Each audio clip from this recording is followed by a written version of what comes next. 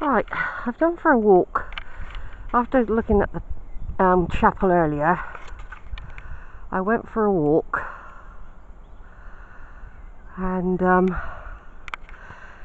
saw the ruins of the castle, and then followed this path under the archway below the castle down by the river.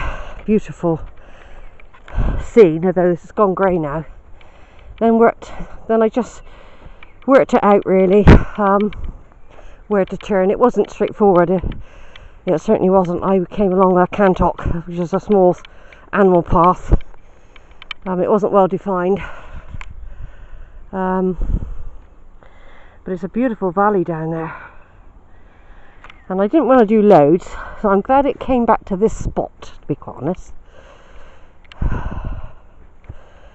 I'm glad it came back to here, because I've got a lovely view, even though I'm going up a steep hill, of the abbey, of the chapel from here, which was William Sinclair, or St Clair, whatever you want to call him.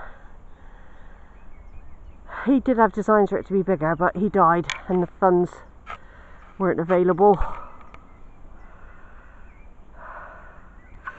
But it did keep in the family. They were very brave. They carried on carrying on their Roman Catholic faith,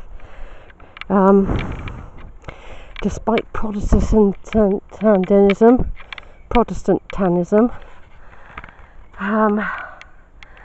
And then one day some villagers came up and wrecked the chapel. They then left, and then there were several hundred years when it was left to ruin. The Sinclair family left. I think they went back down to London area, and no one returned to bother to do anything to it, and apparently they still haven't come back, although they visit occasionally.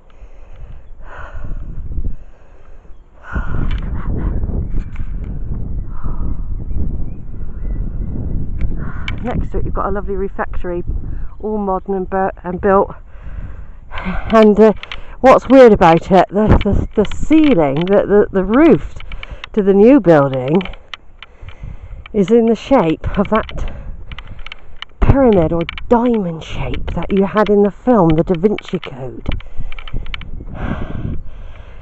The top of that building is very similar to that.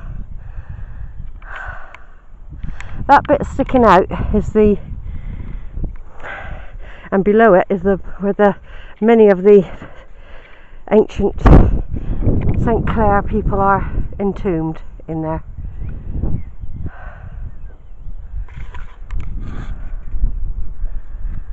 Yeah, I'll do a picture in a minute. So I want to take some pictures of this.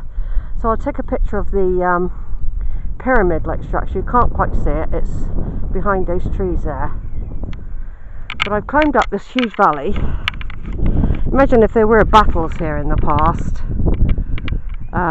If there had been battles here, it wouldn't have been easy, would it? Coming up here with all your gear on.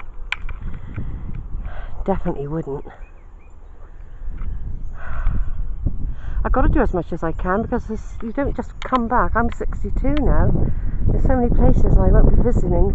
If only I'd thought harder about the caravan site right next door, I could have come out here for walks. It would have been so much more meaningful.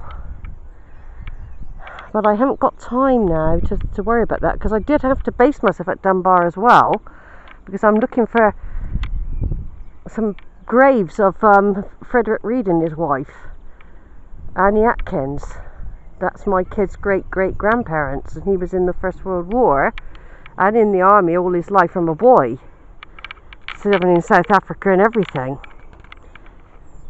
Don't know what happened to all his medals.